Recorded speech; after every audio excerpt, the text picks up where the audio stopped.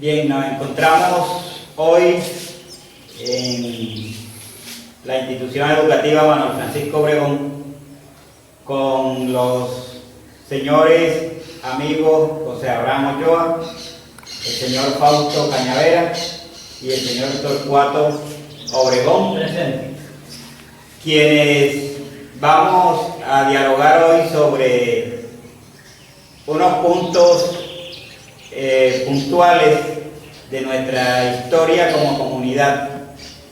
Tiene que ver ello con la forma como se fue creando nuestro sistema educativo a nivel del municipio de Pinillos, cómo se hicieron las escuelas, cómo fue esa educación del pasado, qué relación guarda eso con lo de hoy. Igualmente en el aspecto cultural y en otras facetas de nuestra historia política, económica, social de nuestra comunidad, de nuestro municipio. En la medida pues que son personas que ya tienen un recorrido a nivel de su edad en nuestra comunidad y además algunos han desempeñado cargos a nivel de la vida político-administrativo del municipio. Nos encontramos entonces con el señor José Abraham Ochoa, quien nos va a decir su edad, su niñez más o menos. Bueno, yo nací el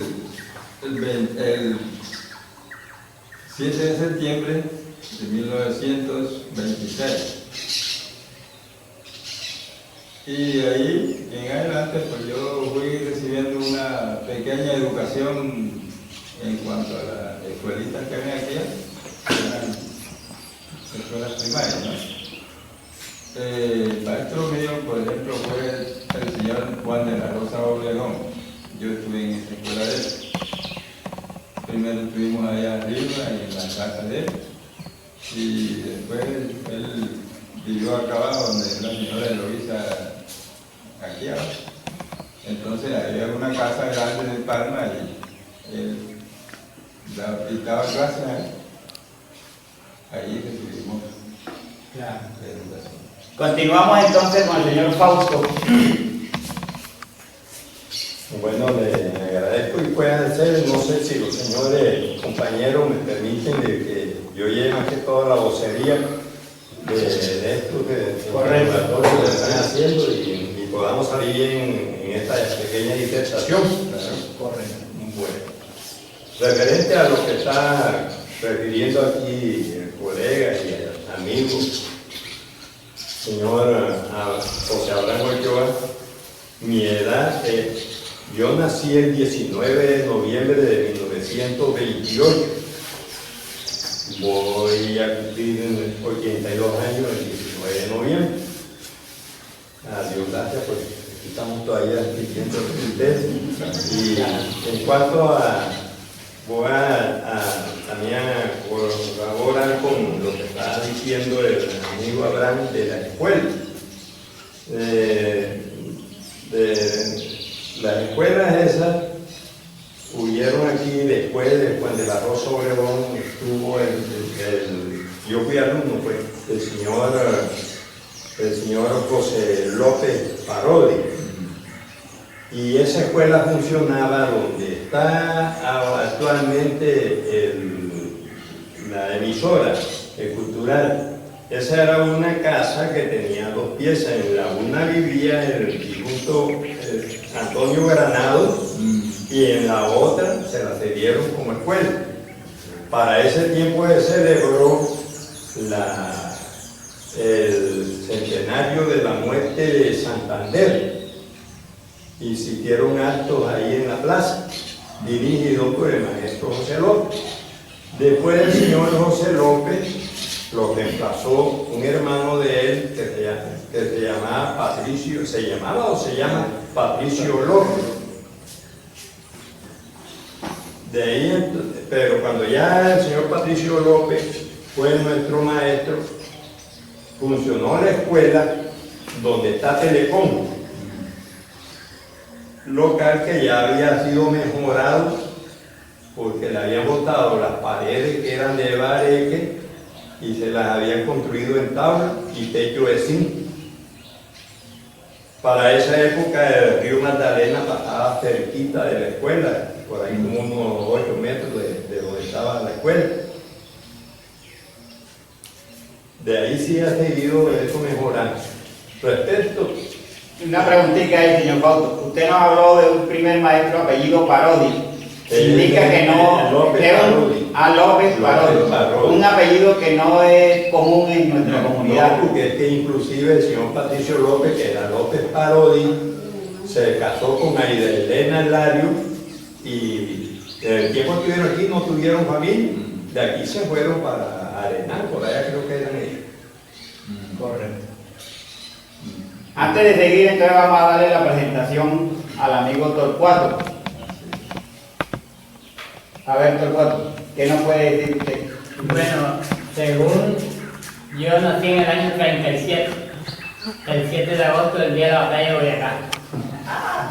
Me llamo Torcuato Darío Obregón Donaldo hasta el morir. Cuando tuve yo conocimiento de la época en que yo me levanté, tenía 11 años. Ya no conocí a don Juan de la Rosa Obregón como maestro, ni al señor Parodi, como dijo el amigo, sino a un señor llamado Wilfrido, a quien recibí mi primer año de educación de la primaria. En ese entonces era cuando se buscó la manera de enseñarnos cómo era que se aprendía la milicia. Marchaba uno con su gorro, su vestido para hacer presentaciones en los actos de 7 de agosto, 20 de julio y 12 de octubre. Hasta ese punto tengo conocimiento cuando el señor Wilfrido fue maestro mío. Vamos por otra parte. Esa forma de enseñar, ¿cómo la recuerdan ustedes? ¿Cómo era el método que utilizaba el maestro? ¿Sobre qué giraba la educación en esa época? Bueno, la educación era generalizada, porque todos los campos, sobre todo, comentaba aquí con los amigos, este sistema de educación que el gobierno en su gran sabiduría, dicen ellos, eliminaron libros como la humanidad. Resulta de que en esa época, cuando nosotros había un sistema disciplinario levantado desde las casas, que se le enseñó a los hijos la disciplina, el respeto por los educadores, y así la educación no era como la hoy, que es de secundaria, era de primaria, pero era concisa. Prueba de ello que nosotros no hicimos ningún año de bachillerato y no la primaria. Inclusive yo no terminé la primaria. He sido persona que me ha gustado leer y por eso de pronto una parte de mi conocimiento se lo deba a eso. Una de las que surge, una pregunta que surge es los que no podían estudiar se quedaban lógicamente hasta donde terminaban el curso, ¿cierto? Sí, señor. Algunas personas de pronto pudientes de la comunidad podían sacar sus hijos a estudiar. ¿A dónde los mandaban? Bueno, eso sí tiene distintos aspectos, porque por ejemplo yo tuve mi único hermano, que fue ingeniero agrónomo. Él salió de la primaria aquí al colegio de Don Justino Cabeza en Moscú, donde hizo el quinto de primaria, y de ahí ingresó al colegio Pinillo en Moscú, hizo hasta tercero. Cuarto y quinto lo hizo en la Universidad de Cartagena, que también daba bachillerato allá. Bueno, fíjese, un dato importante, de pronto uno tiene la imagen de la universidad que es educación superior después que se termina el bachillerato. Algo importante es que la universidad tenía quinto, cuarto y quinto, ¿verdad?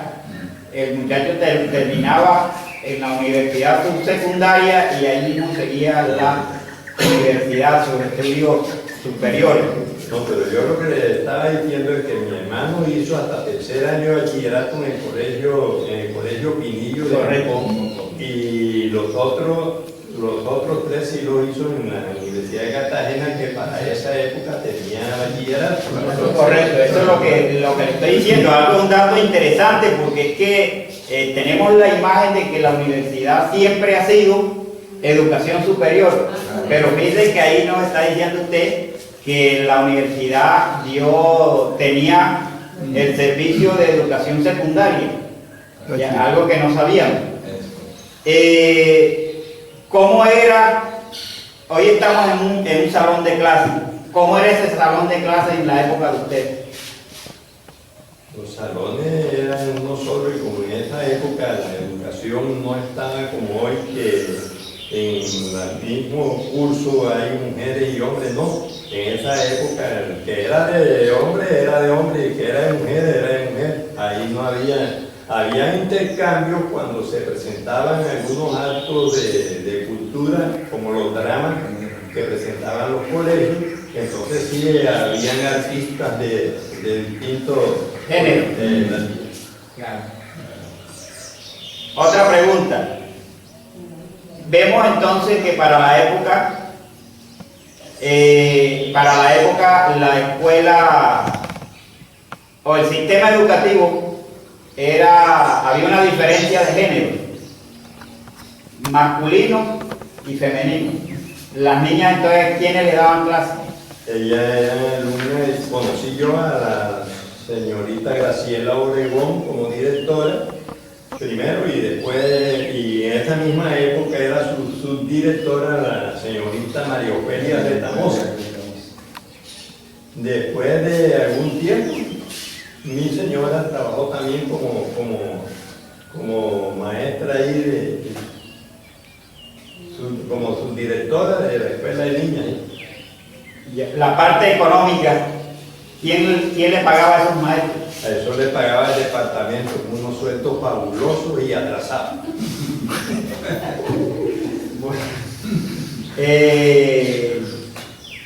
¿como cuánto debía ganar un maestro en esta época? Mi señora, el último sueldo grande que se ganó, creo que fueron 72 pesos. 72 pesos. Eso no era. Bien, de esa escuela que ustedes vivieron, ¿cierto? El mobiliario, la dotación, ¿quién la daba? ¿Cómo se sostenía la escuela? Bueno, la verdad es que yo conocí mucho asiento de cuero. No, eso era así. Cada cual llevaba. Cada cual llevaba una banca larga, unas poquitas bancas largas de 4 o 5 personas. Ya. Esa escuela, digamos, fue evolucionando. De pronto ya ustedes salieron hasta donde llegaron estudiando, pero lógicamente el sistema educativo en nuestro municipio y a nivel nacional, departamental, ha evolucionado. Después de esos maestros que usted nos mencionó, ¿qué otros maestros recuerdan ustedes que siguieron? Por lo menos ya para mi época encontré, digamos, que logré ir a las escuelas donde era integrada, o sea, un maestro atendía todos los cursos. Todo el tiempo. Ya. Pero encontré, por decir algo, a la señora Betulia, a la señora Socorro Ramírez. Ya. Sí, Pero supongo que antes de esa época, cuando ya ustedes salieron, ¿qué otros maestros recuerdan ustedes? Don Juan de la Rosa, de pronto. El maestro Juan Pablo Pérez también tuvo. Juan de la Rosa fue el maestro El que más duró fue Juan de la Rosa y la señora sí. Y la señora. el señor Saturnino Amanza. Él tuvo fue una escuela privada, Pero es parte de nuestro sistema educativo. Claro, porque él recibió la educación de don Juan de la Rosa Obregón. Y después él llegó y montó su escuelita en la casa de aquí donde vive Astrid. Entonces ahí se pagaba 20 pesos por mes. En ese entonces cobraba él por cada alumno. Por cada alumno. En la época en que el difunto Juan de la Rosa Obregón trabajó de maestro aquí, ya había universidad, porque don Juan de la Rosa fue a la universidad a estudiar para padre, pero por falla de una cuestión no pudo ser sacerdote. Pero ya la universidad existía en el No, la universidad existió. Nosotros tenemos el caso de doctor Manuel de J. Pérez, que era médico de la Nacional de Bogotá. Manuel Francisco Obregón. El doctor Manuel Francisco Obregón todavía no. Araba, sí. Flores. Era Obregón Flores. Y que era hermano del papá de la señora Graciela. Don Juan. No, él era familiar de don Juan de la Rosa, pero no era papá. El señor papá del señor Juan de la Rosa se llamaba Manuel Obregón, y el papá de Obregón Jaraba y de ellos se llamaba Francisco Obregón. Manuel Francisco Obregón Flores, que es el nombre que lleva el colegio. Pues él era pinillero. Él, aunque las cuestiones políticas así de hayan querido negar, pues porque decían de que él había negado su pueblo. Y nosotros, yo soy pariente de él porque mi abuelo, por parte materna, era medio hermano del doctor del doctor Manuel F. Obregón y de don Juan de la Rosa Obregón, de Juan de la Rosa no, Juan de Dios Obregón, que era el papá de la señora Graciela, y de Esther Obregón y un poco de hermanos ellos que vivían en Conapá. Bueno, entonces como ellos eran medio hermanos, yo tengo la cuestión cómo se llegó a estudiar. Y aquí con referente a José, su hijo, me decía que por qué no cambiaban el nombre, no habían cambiado el nombre de Manuel F. Obregón por el de Manuel de J. Pérez Díaz. Yo dije, en primer lugar, porque el mismo doctor Pérez fue de acuerdo en que ese debía ser el nombre del colegio, porque en esa época, y aún todavía creo que ha sido de una de las personas de mayor Relevancia a nivel nacional, porque fue senador 2 veces, fue 3 veces gobernador de Bolívar. Sus estudios después de graduado de la Universidad de Cartagena, él se especializó en Francia. Él era oftalmólogo, antes le decíamos oculista, de una universidad de Francia. Hablaba 7 idiomas. Entonces, por eso, el mismo periodo como comentan. Usted recuerda, como se decía de que él no era pinillero, para los pinilleros es una reliquia la imagen de la Inmaculada Concepción, que se conserva aún todavía en muy buen estado. Si quiere, cualquiera que tenga duda, que mire como ella está vestida usualmente con ropa como usual, que mire si en la diaña no está escrito que esa fue donación del doctor Manuel F. Obregón, que la mandó a hacer en Barcelona, España. Ah, bueno. Entonces sería Pinillet. Señor Bauto, ¿usted recuerda el nombre de los papás de Manuel Francisco Obregón? Sí, se llamaba Francisco Obregón y se llamaba Gabriela Flores, la mamá. La mamá Gabriela Flores. Por eso es que mi abuelo Luis era Vides Flores, porque la difunta Gabriela Flores se había casado con el señor Vides, mi bisabuelo, pero como ella enviudó, se casó después con el señor Obregón, con Francisco Obregón. Manuel Francisco Obregón Flores, de quien el colegio lleva su nombre, nació en el año de 1866.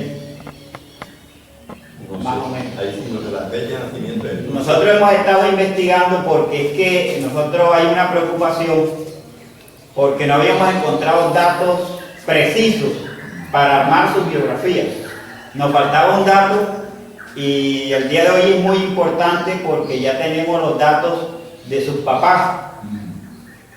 Ya, porque teníamos los datos anteriores a lo que usted hace referencia, que fue políglota, manejaba, como usted dice, 7 idiomas, fue poeta, también escribía poesía, fue dueño de la casa que está frente al Callejón de los Mártires, que se llamaba el Hotel Monterrey. Esa era la casa de Esa fue su casa, esa fue su casa. Y fue senador de la República, fue gobernador del departamento de Bolívar, y dentro de los datos que yo he podido conseguir de él, nos habla como uno de los hombres más prominentes que ha tenido el departamento, por su formación. Vamos a retomar el aspecto educativo en nuestro municipio.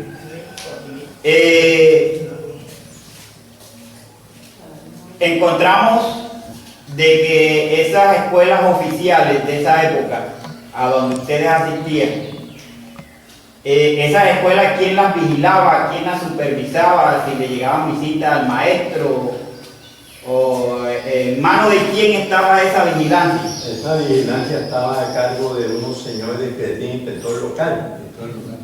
De ellos fue Juan de la Rosa, fue Juan Pablo Pérez un tiempo, y uno de los baluartes por lo que cuidaba la educación y la formación, que fue el difunto padre Efraín Díaz, que duró tiempo también como inspector local. Ganaban un sueldo también como en la época miserable, pero que él fue, con su gran cariño que le tuvo a Pinillo, no ser de por aquí, que el primer parque que estaba ahí se inició con los sueldos de él, que le pagaron unos cuantos meses juntos, y con eso se inició el parque primero que había en la plaza. ¿Ustedes conocieron el parque bien? Claro, sí, bueno, eso se inició con ayuda del pueblo y del municipio, pero que la base estuvo fue en que el padre Díaz donó su sueldo y se invirtieron en eso. El padre Díaz es un referente muy importante en nuestra historia. Efraín Díaz. ¿Él era de dónde? Él era de Santo Domingo, Antioquia. Ya, de Santo Domingo, Antioquia. Es un referente porque fue el pilar fundamental para la creación de dos obras muy importantes, el colegio y el hospital. Fue alma de eso. ¿Qué recuerdan ustedes de la conformación del colegio, por ejemplo? Bueno, no tuvo su nómina aquí y con lo que iniciaron, ¿no? Y ya sabe que eso apenas fue iniciado y tenía hasta el cuarto. Que en esa época graduaron a María Cristina, ya la mamá de la señora, y a Juanita, y eso, que era de la primera dotación de bachilleres. La primera promoción Sí. de estudiantes. Claro. Eso era hasta cuarto año. Ya. En una charla que estuve una vez con el señor Saturnino Almanza, él me comentaba que a nivel de la comunidad hubo una controversia sobre la ubicación del colegio, en dónde se debía construir.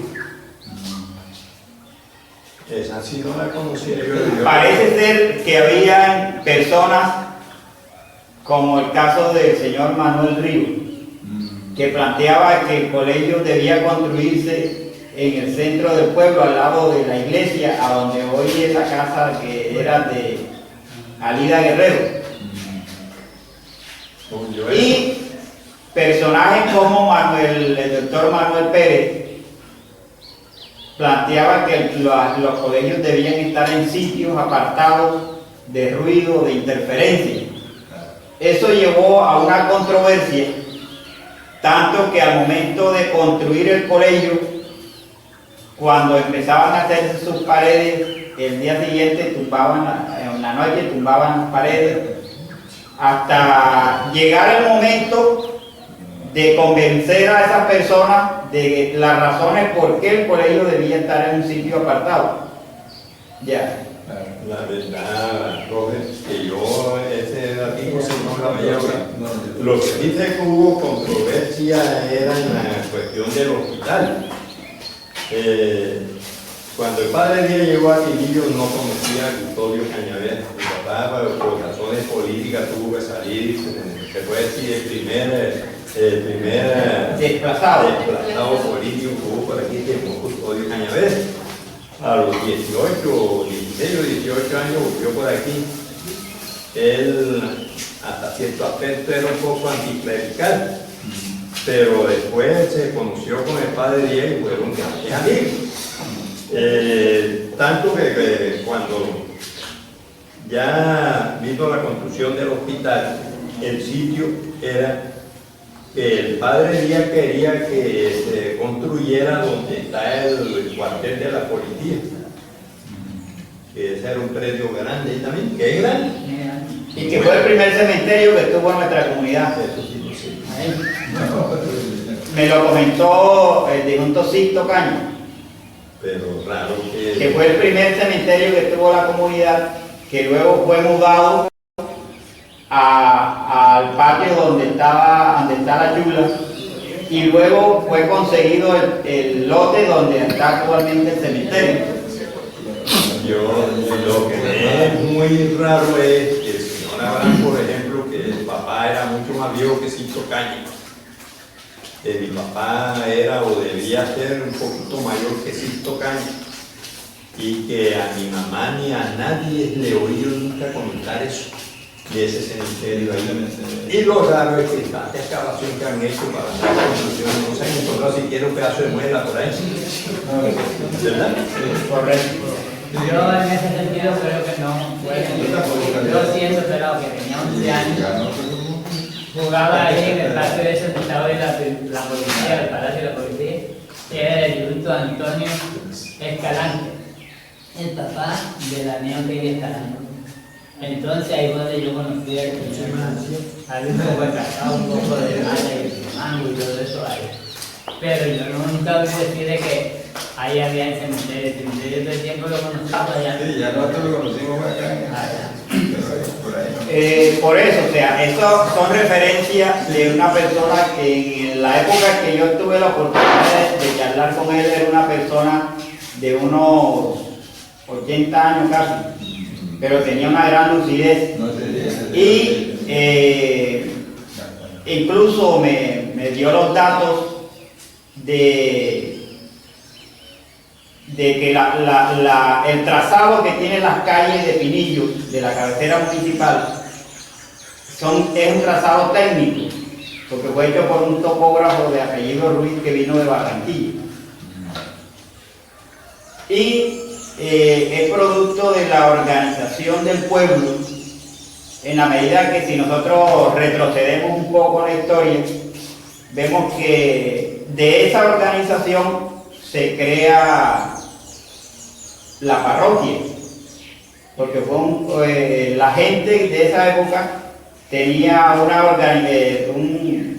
una visión futurista y lograron conseguir parroquia primero que Palomino en cierto sentido. Bueno, perdone, ese dato que da el señor no sé en qué se basa, puesto que yo tengo conocimiento que Pinillos fue primero parroquia que municipio. Correcto. Y tengo conocimiento que de esos sacerdotes viejos había uno apellido Garrote, porque yo, ¿Se llamaba cómo? Lucio Garrote. Lucío Garrote. Lucio Garrote. bueno, y yo sé porque como era bastante amigo allá de los sacerdotes, en una ocasión me preguntó uno de los padres por tomarme el pelo que si yo había conocido a Lucio Garrote.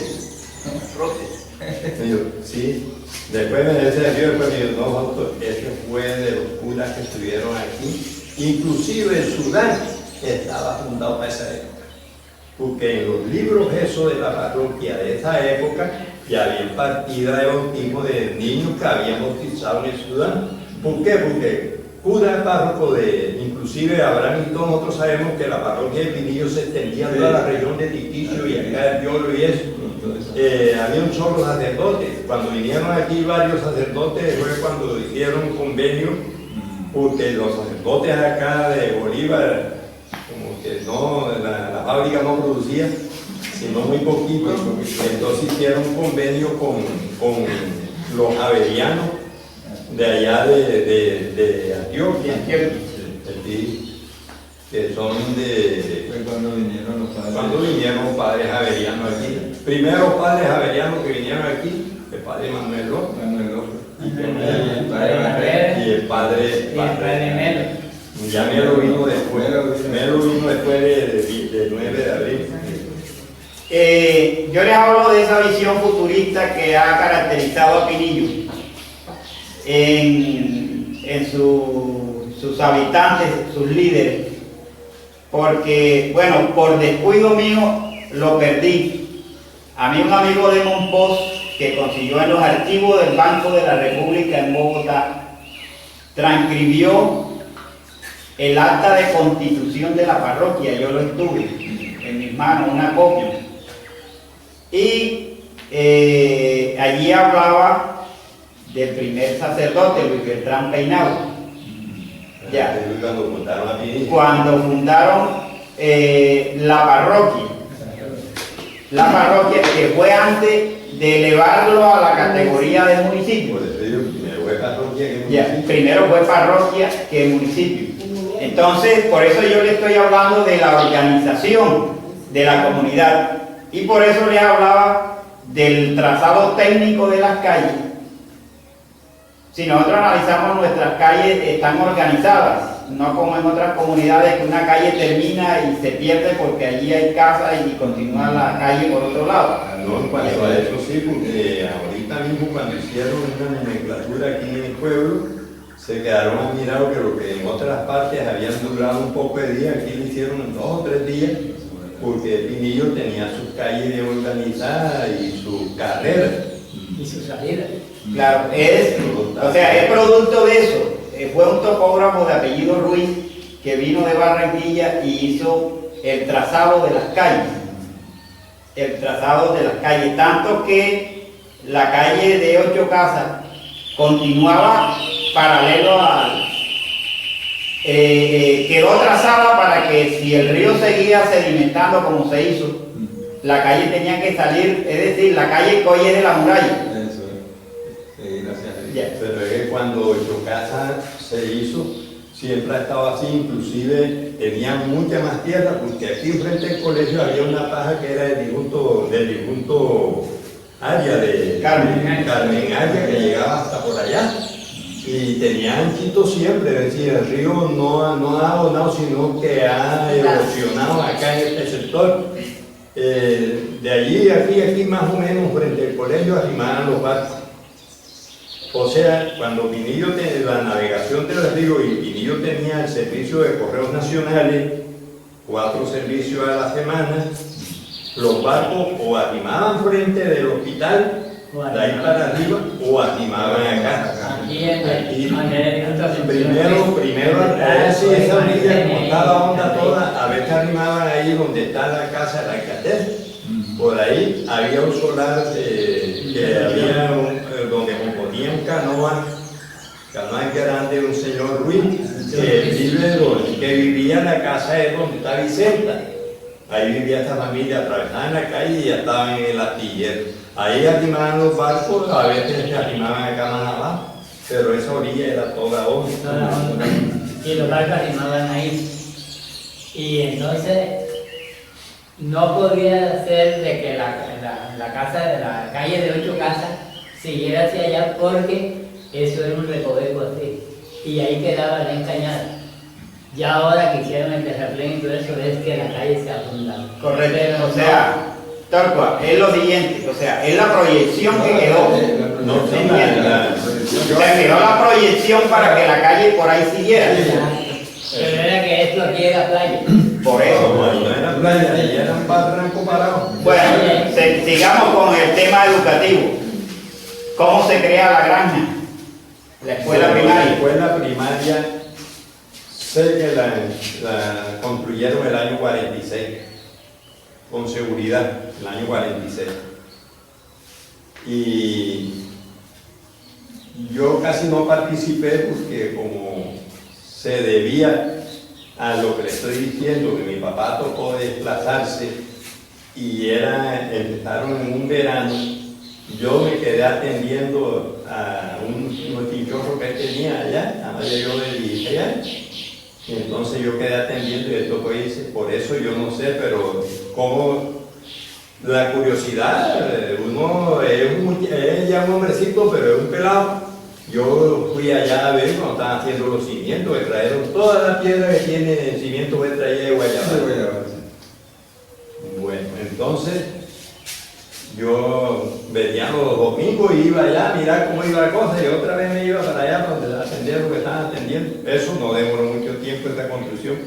Y como para que no se le olvide a uno, esos señores cargaron como con 3 o 4 muchachas aquí, los trabajadores.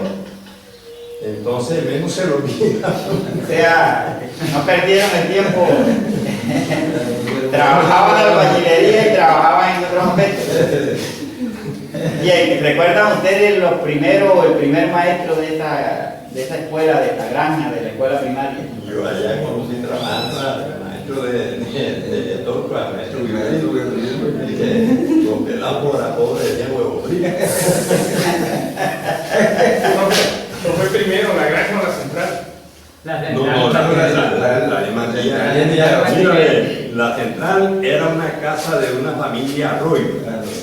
Y entonces el municipio la compró a los señores Arroyo. Yo conocí una casa de teja de enganche, pero que estaba en canilla, con unos horcones así cuadrados grandotes. Y después fue cuando le hicieron las paredes, el frente y la culata. El frente que está en los balconcitos, que lo tumbaron ahora poquito. Y ahí funcionaba la escuela teniendo todo la pared atrás, todo era un solo cuento de eso ahí. Recuerdo inclusive que quien hizo esa construcción de ladrillo la hizo el maestro Lao Ramos, Estanislao Ramos, decía todo el mundo del maestro Lao. Ya. Allí, ¿esa escuela atendía también hombres y mujeres o atendía únicamente No, mujeres? ella fue de mujeres por tiempo. Esa fue para las niñas. Para las niñas. Correcto. Otra escuela que construyó fue el kinder, que uno le llamaba. Sí, Pero ya eso fue después en el año, eso fue en el año 56, que fue cuando empezó el kinder aquí, que fue cuando trasladaron cuando le dieron el puesto a Socorrito Ramírez. Se puede decir que esos son los inicios del preescolar. Que fue cuando lo hicieron aquí. Ese era para atender niños pequeños Niños. y niños y niñas, ya ese era mixto. Sí. Ya. Ahí trabajó como es, la abogada de Socorro, trabajó también María Cristina, trabajó también Ana Lucila. Mabel Lario. Mabel Lario fue después cuando ella vino de Santa Rosa, porque ella del tiempo fue maestra de Santa Rosa, que le consiguió ese puesto el padre Ibrahim Díaz. Después que se casó en el año 56, que se casó con Santos. Pero se abandonaron al año y entonces ella, el doctor, ya estaba con la hija que se llamaba María Esther. Otra escuela que se construye Después la pasaron para Santa Cruz. es la escuela de acá donde hoy es la policía. Sí, esta fue la de... Él se fue últimamente cuando trabajó para ahí. O sea, es como los inicios de una concentración escolar, porque ya esa escuela tuvo como 3 o 4 salones. Dos, uno acá y otro acá, y una casita donde vivían ahí. Correcto. Atrás que la tenían. Ya. Entonces era de 2 lados. Uno aquí y otro acá. Y ella allá atrás tenía la casita con su servicio, dormitorio, casa y todo ahí para trabajar ahí. Entonces la cercaron con puro estaca de madera buena y le pusieron muy mal. Y un cordoncito por ahí buscando por donde estaba la casa de Inés María. Por ahí era donde estaba la clase para y una... ¿Qué pasaba con el que no hacía las tareas en su época? Señor Abraham, vamos a escuchar al señor Abraham. Lo castigaban. Sí, si usted no cumplía con la tarea, ahí quedaba hasta que aprendiera a hacer la tarea. ¿Oye? Y si no lo hacía, pues a veces hasta en la noche estaba ahí. Tenía que mandar padrinos para que lo soltara. Y si uno lo hacía, enseguida pues la presentaba y ya se podía ir. Así eran las tareas. Y otra cosa que le voy a decir, las lecciones no eran como las de ahora, que usted dicta ya análisis. Ahora, entonces no era, vea, 2 y 3 hojas de un libro y usted tenía que aprendérselas de memoria. De memoria. Y paraba ya uno así y le preguntaban qué es esto y esto, y uno tenía que decir esto y esto. Y esto, vean, si se trataba de historia, el curso 4. Cañavera, hábleme sobre la independencia. Siga, Ochoa, siga. Tal que nosotros teníamos que saber eso al pie de la letra, porque no sabía uno ni con quién iba a comenzar, ni a quién iba a decir que siguiera, que siguiera. De manera que todo el mundo tenía que saber eso. Cuando me decían, Torcuato, ¿qué es historia? Historia es la narración fiel y ordenada de nuestro acontecimiento que nos da a conocer la tierra. Esa era todas estas preguntas las hacíamos públicamente. Y cuando llegaban los exámenes finales, todo el mundo entraba a los exámenes y uno ahí paró. Y cuando sonaba la campanita que uno no daba bola, ya era una parte. Y le ponía calificación. Habían jurado Sí, en los exámenes finales. el juez, Y el los padre. padres de familia asistían a ver el examen de los hijos también. De manera que, por eso era que ella había que aprender con buena optimal. Ese jurado, ¿quiénes en esa época lo conformaban más o menos? El padre Díaz, el el juez, inspector local. el alcalde y buscaban 2 personas De la comunidad. que estuvieran preparadas. No era todo ñambo que era que iban a poner esa era gente instruida. Bueno, encontramos también que lógicamente habían anécdotas, cosas que pasaban dentro de los salones de clase, que el salón de clase es un mundo donde las diferentes formas de pensar se conjugan. Hay gente que no hace tarea, hay gente que estudia, otros que estudian en menos nivel. ¿Recuerdan alguna anécdota de alguien que llegaba a la escuela que no le importaba de pronto hacer las tareas o que iba en función de hacerle maldad a los compañeros, al maestro? ¿Qué pasaba allí? ¿Cómo era ese mundo? Por ejemplo, yo, aunque menor, fui de curso inferior a segundo Celso, pero Celso sí rendía académicamente, pero era travieso. Buen travieso. Lo que pasa creo que era que anteriormente, en la época mía, ya uno no le podía poner con tantas cosas en el colegio. ¿Por qué? Porque había que esto debería de hacerlo ahora para ver si la persona los niños entienden. Uno no podía decir nada porque ahí permaneció uno hasta las 7 de la noche. Hasta las 7 de la noche que tenía que venir papá y el papá o la mamá le metía a uno una juguetera y era una verdad. Antes la batalla más era el papá de uno, no. Si lo mandaban a buscar y ahí mismo le pegaban a uno. Entonces, ¿qué pasaba? Por eso era como la matemática estaba excelente.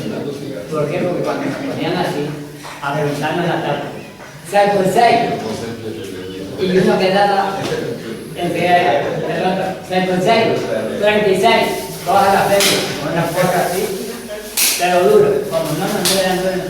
Por eso era que nosotros en la matemática estábamos precisos, porque no nos queríamos dejar ya paro del otro. Señor Fausto, Celso Guerrero es un personaje, digamos, muy significativo para nuestra comunidad, por lo que una excelente persona, pero fue travieso. Travieso, o sea, en esas, aunque usted, como dice, fue un curso inferior a lo de él. ¿Recuerda alguna anécdota? Le voy a referir que no es nada moral, ¿no?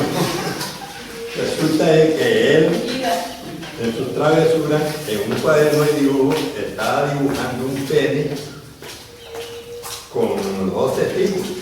Se presentó el maestro, cuando él vio que el maestro entró, él cogió, hizo un círculo y le hizo como unas patas, le dijo, ¿usted qué dibuja ahí? Dijo, una polla fumando cigarrillos.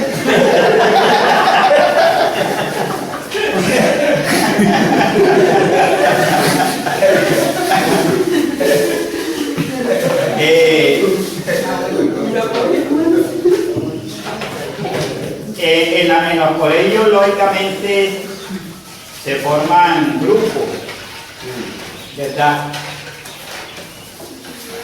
En esa educación de ustedes, que era netamente para el género masculino, donde ustedes asistían, me imagino que de pronto se conformaban grupos donde había de pronto una rivalidad. Eso se daba en el salón de clase. De pronto uno lideraba un grupo y otra persona lideraba otro. Bueno, que yo tenga conocimiento, ¿no? Nosotros éramos un solo bloque muy bien organizado, muy disciplinado. Inclusive que como se presentaban las revistas calitécnicas que decían en esa época, el 20 de julio, el 7 de agosto, los desfiles, esas presentaciones, eso era a nosotros, es decir, lo que nos faltó fue un fusil, porque hasta el maíz, el salón fusil de esta época nos lo enseñaron. Entonces, nosotros éramos casi soldados, y eso era tan disciplinado que nosotros en plena revista que se estaba presentando en la plaza, para uno secarse el sudor, tenía que salir y dar 2 o 3 pasos adelante, ponerse firme, sacaba el pañuelo, se la limpiaba el sudor, otra vez se ponía firme y le decía al jefe de la gimnasia, permiso, mi cabo, sigo a la pista, porque de lo contrario no dejaba entrar uno. Bueno, pues, importante eso. Puede decirse entonces que la educación que ustedes recibieron para esa época era de una pedagogía, de una metodología, de un corte militar. No sé si eso estaría ordenado o fue que nosotros nos excedieron de disciplina, ¿sí? Porque, miren, yo recuerdo nosotros estando en una práctica de esa, el año pasado, todavía por ahí, y nosotros teníamos el lugar de gimnasia en la casa del difunto Mateo Rojas, que era un patio grande y de bastante sombrío. De ahí nos sacaron ya porque era hora de venir a clase otra vez y seguimos la formación. Pero como no nos decían a la derecha más, seguimos y llegamos, y como ya no se podía seguir porque el río estaba, todo el mundo empezó a ir. Marque su puesto ahí, hasta que vino y lo felicito, porque esa disciplina, como no había quien ordenara que volteara a la derecha, a coger para entrar al colegio, ahí habíamos podido estar todo el día, pero eso era inventando todo un supuesto ahí. ¿Era un ejército? Siempre se ha dicho de que en los pueblos gira en torno a personajes, o sea, en los pueblos se tiene en cuenta siempre el médico del pueblo, el cura y la autoridad máxima como es el alcalde. Entonces, ahora que se está hablando de la cuestión educativa, en su momento de todo lo que ustedes están haciendo, la reseña que ustedes están haciendo, ¿qué papel jugaron los alcaldes de turno, los médicos de turno y los sacerdotes de turno en el aspecto educativo que ustedes recuerden? ¿Cómo participaron ellos en la cuestión educativa? Repito, los sacerdotes, los alcaldes y en su defecto también los médicos. La cuestión educativa, usted sabe que hasta no hace mucho tiempo los alcaldes nombraban para los corregimientos donde no se habían creado las escuelas departamentales, habían algunos maestros que los pagaban el municipio, ¿sí? Y en eso ellos colaboraban bastante, no van a decir que no. Los sacerdotes pues cuidaban mucho también, pero más que todo por el lado moral, la formación moral de las personas. Y ahí tiene usted por qué es que ese poco de personas ya con bastantes años tratan bien, porque eso era primordial. La primera enseñanza, usted sabe, que se da uno en los padres de familia. Hoy en día los niños no respetan a los padres ni cosa parecida, y como no podían poner querella a uno de que el maestro le dijo o le hizo, porque si uno ponía querella en la casa de uno se llevaba una monda de nuevo, y enseguida iba a averiguar el papá allá cuál era, no dándole el lado al alumno, sino dando al maestro a preguntar por qué motivo se lo había castigado. De manera que entonces la persona, si allá lo castigaban, no decía nada acá porque sabía que acá se le iba a llevar. Entonces, por esa había esa forma de, mire, pero aquí de los maestros más duro fue don Juan de la Rosa. Porque nosotros formamos un grupo de pelados jugando y nosotros veíamos, estábamos jugando en la plaza y veíamos que el señor Obregón venía por acá, por el callejón de ahí de la 15. Allá viene Obregón. Vea, todo el mundo se dio un solo espanto. Todo el mundo entendió. Porque como él llegara a encontrar uno ahí jugando, a él le encontraba, ajá, Joto, ¿usted qué hace por acá? Una comparación. No, yo estoy haciendo un mandado. Ah, bien. Pero como él lograra ver que uno estaba jugando y ahí por mano en su culpa, él mandaron al tablero y no supiera, ah, sí, para jugar en tal parte si tuviste tiempo. Ahí te va la venga. Y el castigo. ¿Vea?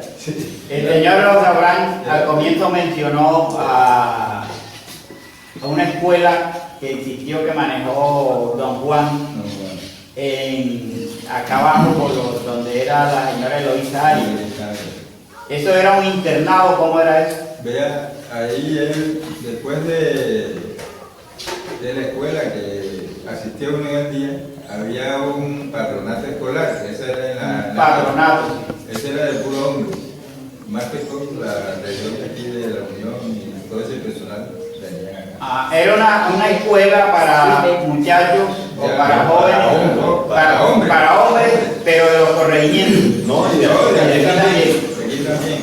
Entonces, yo Pero entonces permitía por lo menos que jóvenes de los otros corregimientos vinieran. la mayoría de los 60 por abajo. eso era bastante. Sí. Entonces, y también le daban la clase de la gimnasia en la noche. Usted veía esos muchachos ahí, era un ejército completo, eso era. Bueno, eso era muy bonito. Y presentaban también su revista en los días de fiesta, así cuando era necesario. ¿Y el profesor de gimnasia era el mismo profesor? No, había varios. Lo que, por ejemplo, venía de este año del ejército, eso nos daban clases. Ahí estaba Caruso, estaba Domingo Pascasio, y otro, y de Taza, ¿te acuerdas? El día de la señora María Jesús de Nicanor. No, él no era, él no era militar.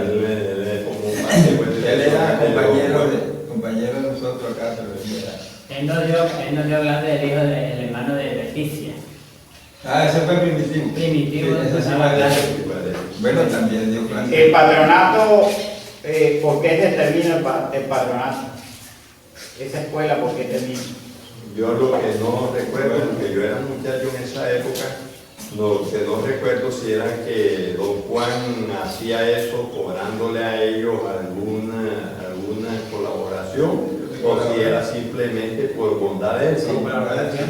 Porque parece ser que el patronato termina por falta de licencia oficial. Parece ser que no estaba reconocido. Bueno, sí. Y como que hubo un problema político Debe ser así. y se buscó la forma de acabarlo por como que había alguna cuestión allí que siempre se presenta Sí, la política. política. Bueno, eso es. Más bien fue así.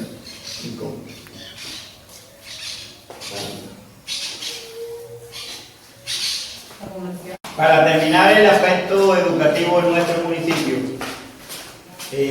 ¿veían ustedes alguna materia diferente a las matemáticas, al español, a las sociales? Por ejemplo, el inglés. Eso no se Eso no da. se daba. No se daba. Yo una poquita No, palabra que se aprendía. la di como le fue a decir con un profesor Gabriel Montoya, antioqueño, que llegó de paso y entonces como no tenía empleo aquí en mi trabajo, abrió un colegio nocturno para jóvenes. En esta época Saturnino, Persona, Julio Díaz, José Manuel Beleño, y así había un grupo como de 15, pero entonces lamentablemente el señor no duró. Entonces el señor era lo que se llama una persona dedicada a enseñar, porque él le ponía un problema, por ejemplo, de matemática y usted no se lo resolvía. Cuando ya usted veía a uno dudoso, le decía: ¿qué le sucede a ustedes? ¿Por qué no han dado solución a este problema?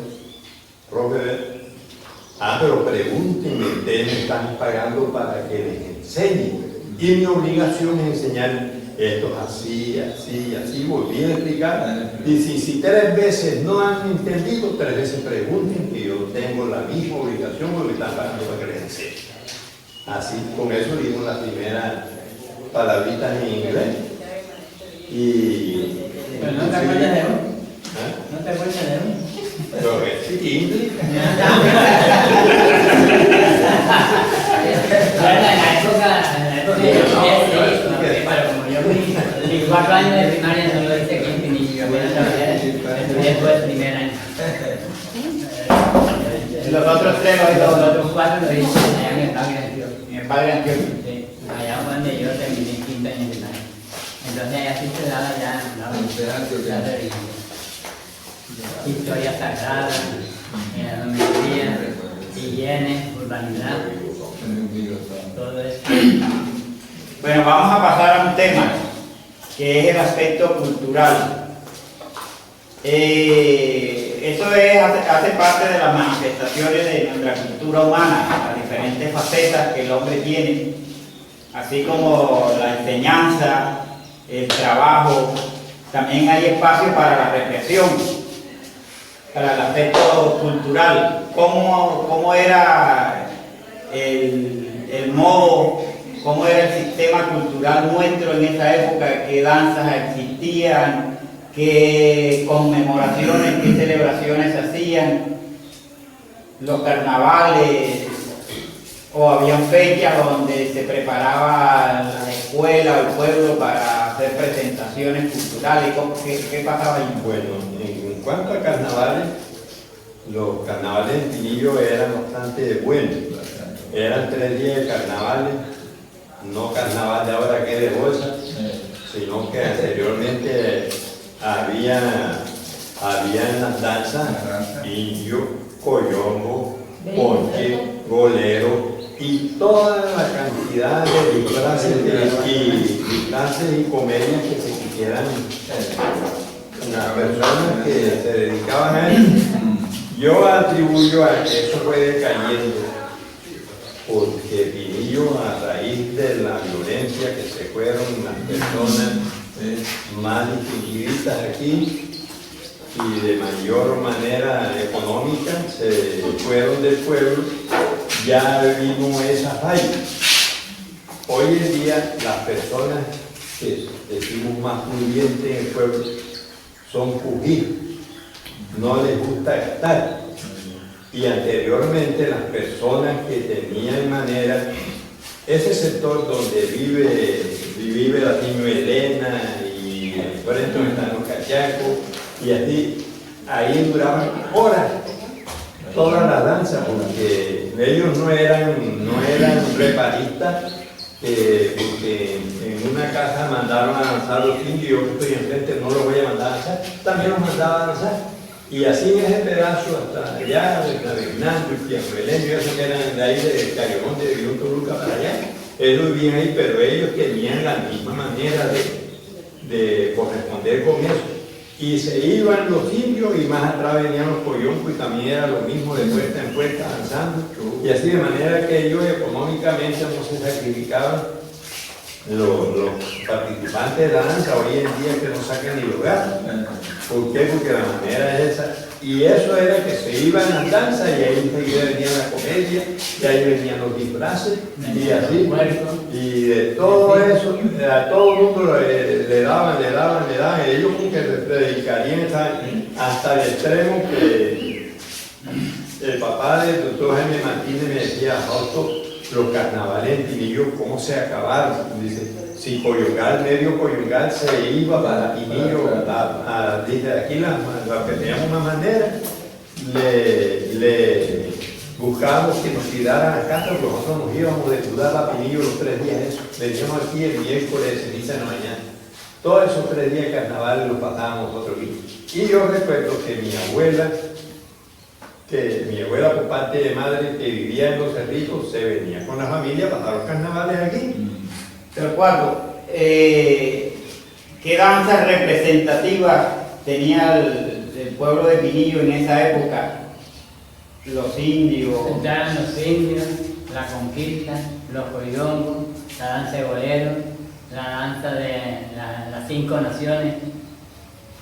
Colombia, Venezuela, Ecuador, Brasil y Bolivia. Y hacían el desembarque, se hacía el desembarque de coyongo, de indio, de conquista. Eran 4 y 5 canoas. Desde el Instituto Manatí bajamos. ¿Cómo describe usted la danza de indio? ¿Cómo la describe? Sí, o sea, ¿cómo está compuesta? Ella tiene diferentes pasos. Tiene 23 pasos. ¿Cuáles son esos pasos? El paso, el primer número es la entremetida de la India con sus indios, de la capitana y del capitán con sus indios. Ese es el primer paso. Después viene adelante después la corgemana, después el beso, después, y así son muchas cosas, el espejo, los arcos, los indios, la pena y la pelea y la manera por. Que eso no se da casi aquí, pero la manera por. ¿La mandada de qué? ¿De la pola no es la misma pelea de la India? No, la pola es que tiene un asiento y ahí está uno. Y cuando el indio logra tocarla, los indios están cuidándola en el alrededor de la pieza, y hasta que llega el indio cae y queda llegar. Y ahí entonces hay un verso y queda de tal. Hay un verso en la danza. Sí, un verso de cuando matan a la pola. Pero este no me lo sé. ¿Qué danza consideran ustedes que es de Pinillo? Porque esas danzas son, la mayoría son cocinas, todas las que han mencionado. De aquí, de Pinillo. No, de aquí por la tradición, porque todo el Sí. tiempo nosotros estábamos, como es, ya vimos esa. O sea, le explico de nuevo la pregunta. ¿Qué danza consideran ustedes que fue inventada por Pinillero? Fue pinillera la danza de Ponche, que fue compuesta por el disgusto papá de Juvencina, hasta pariente mío cerquita, Alfonso García. Y es tan criolla que como eso era una danza cantada y danzada, ¿no? Y tenía su coro. Entonces, yo recuerdo, yo era niño cuando una estrofa que decía: vamos, vamos compañeros, vamos temprano a comer, que el cazador se aproxima y nos puede sorprender. Ese coro, entonces cantaba el uno, por ejemplo: vamos, vamos compañeros, a las playas de Piqué, que hay grama, lote verde y buenas aguas que beber. Que hay grama, lote verde y buenas aguas que beber. Así era todo eso. Y después venía el reparto del ponche, que ya lo cazaban. Entonces cuando ya cazaban el ponche, pero ya antes de matarlo lo estaban repartiendo. Le repartían a los dueños de las tiendas, las tortillas, pero todo eso era bien compasadito, bien hecho. Yo no sé cómo dejan de caer una cuestión esa, porque hoy que su personaje ya esté muerto, pues Cuando prácticamente es una danza que está perdida, es muy difícil rescatar. Sí, no, se puede rescatar porque todavía hay personas que pueden. Porque ahí se componía la danza se come el perro, el burro, el tigre, el sí, golero. pero esas eran disfraces para comprar. Pero acá, por ejemplo, había unos cazadores de ponche, como el difunto Lucio Rangel, que él se raspaba la cabeza y se la pintaba de colorada y la lengua y toda vaina, vestido de negro. Y entonces yo recuerdo que decía: compañero, andemos pronto y sin afán, que si el ponche lo matamos, el cuerpo a Sebastián. Sebastián era un agente comprador de pieles, ¿sí? Total que así, total que todo era En verso, claro. y entonces partían los ponches, era que hasta mi papá figuraba entre los cazadores de ponche. No, y era que aquí Todo era personal del se le pueblo. sacaba al pueblo cualquiera, se le podía sacar un disfraz. No ofendieron a cualquiera. No, yo me recuerdo cuando usted sacó con Chepito Lario y José Rojas, cuando te pusieron la playa marina, como en las capas de Atarraya, ¿te acuerdas? Cuando te fueron las piedras de Napoquina para Barranquilla.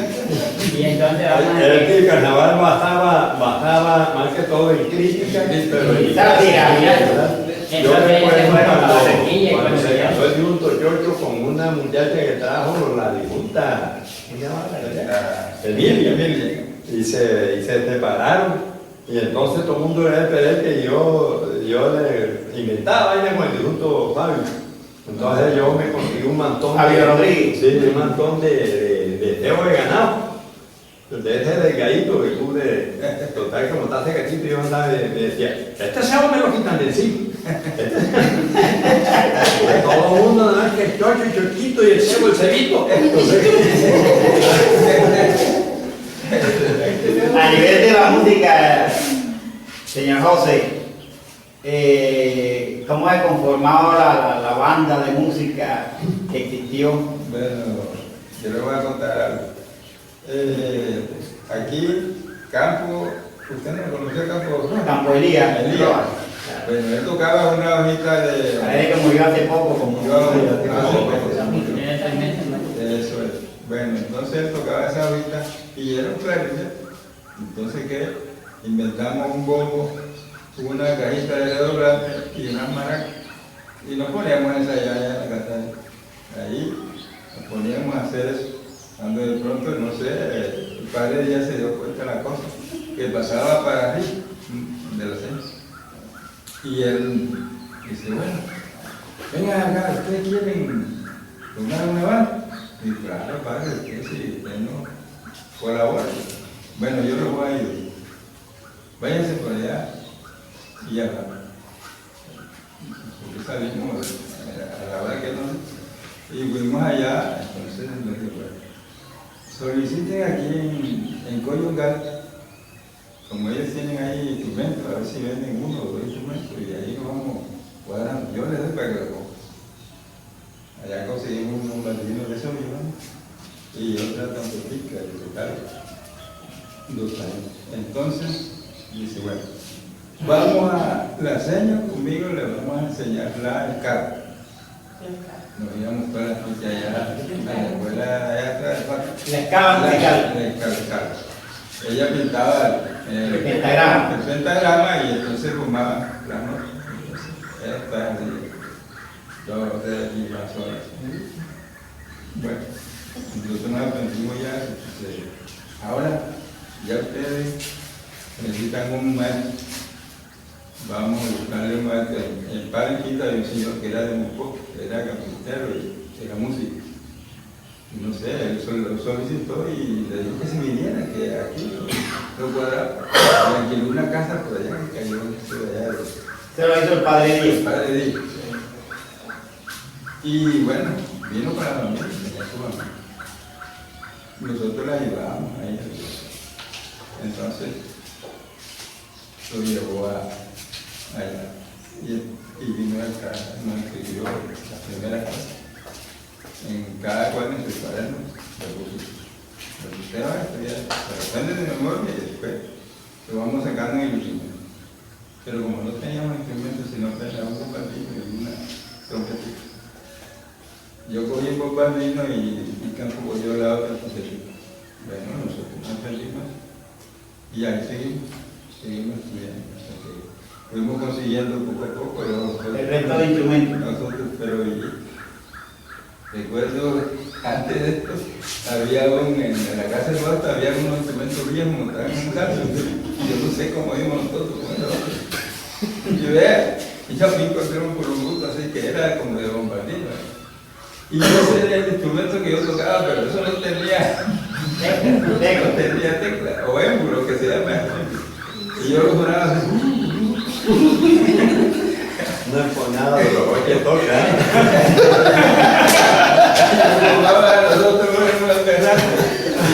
Y nosotros perdimos la pena.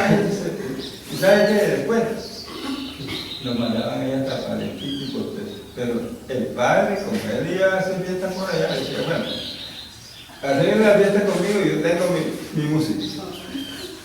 De contrato era Un combo. Era redondo, era un combo. Pizza, protección y banda. Entonces nosotros lo que hacíamos era, íbamos a Manje, nos conseguíamos 2 músicos buenos, que entre ellos había un trompeta que era César Granadillo, que murió hace poco años, y otro muchacho de aquí de Guacamayo se llama Ricardo de la familia que César y Ricardo. Y aquí de Coyucán cogíamos a esto con el bombardino, que sea un tigre, ¿sabes? Y nosotros que nos íbamos por el costadito y figuraba la banda de Pinillo. Nosotros quedábamos en las plazas en todos esos pueblos. Esa era la banda que amanecía la gente bailando así a las 8 y decía con el palenquito, la flores, el pozón.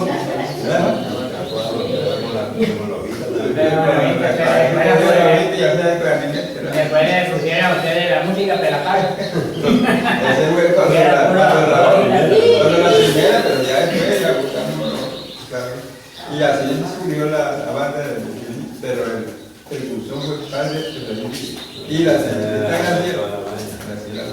El músico es una persona que atrae mucho a las mujeres. Me imagino que a través de eso la niña Bene fue cautivada por eso también. Y Capo, como era mal, a veces venían a esperar allá y que tenían así cosas también. Y llegaban a la casa, ella cogía y venimos a visitar aquí y tal.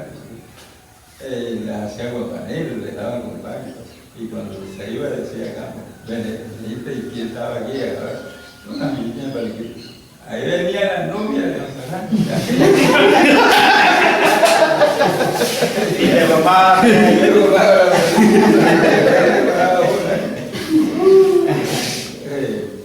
músico está bastante sobre. Es como ahora mismo los policías, los soldados y eso. Usted no ve aquí que iban. Claro. Tal cual, lo de la tambora. Bueno, lo de la tambora ya es una cuestión de que cualquier persona que puede aprender. Sí, pero la de antes. La delantera es la misma. La tambora es la misma. Eso no tiene. Habían unas tamboras tradicionales. Tiene La- O sea, esa tambora que alcancé a conocer en donde la señora Eloísa, Ajá. donde la Trujillo. Pero en la venta no era tambora, entonces era cumbia. No, ella ponía tambora también. Cumbia, ella, la tambora era en el parque. En el parque era donde uno bailaba la tambora, pero cuando ya la gente se cansaba de bailar tambora, ya la gente lo tenía acá su cumbia que contrataba a un señor de por allá que le decía pintor solo, no sé cómo era que le decían, para que tocara la vaina esa que tocan. Y entonces ella organizaba su cumbia y ahí se recibía uno hasta 4 cajas de espermas bailando cumbia toda la noche. Y allá de Santa María Gil Ya también. después, Anteriormente, cuando yo era muchacho, no había cumbia. no había cumbia, era pura tambora. Tambora, pero que el barrio abajo organizaba una y el barrio arriba organizaba otra. La tumbilla. Entonces, había que La del barrio abajo la organizaban bien. Acá estaba Diomedes, Era el jefe de... y Diomedes Madera, y entonces hacían que los árboles de Navidad, pero entonces no le ponían papeles ni nada, sino era mitica de papel de color, pero además era hecho en puro pedacito de esperma.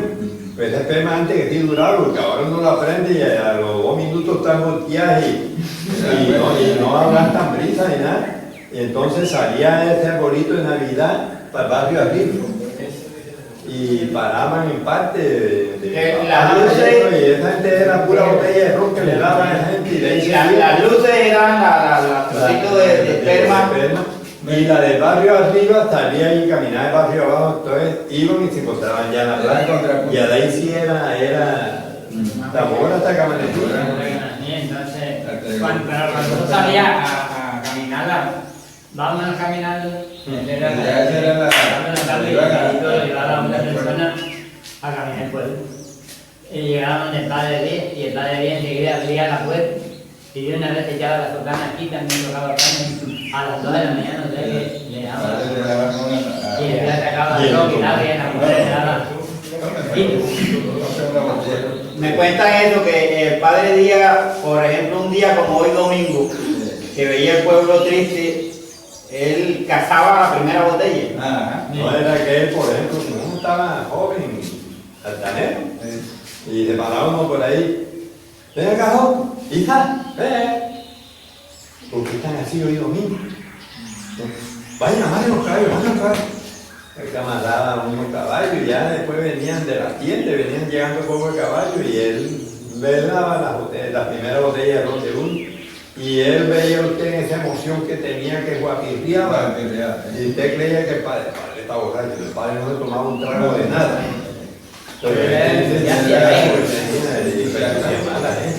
Era una persona que estaba pendiente a todos los aspectos de la vida. Sobre todo en la cuestión de que se tratara de que Pinillo surgiera.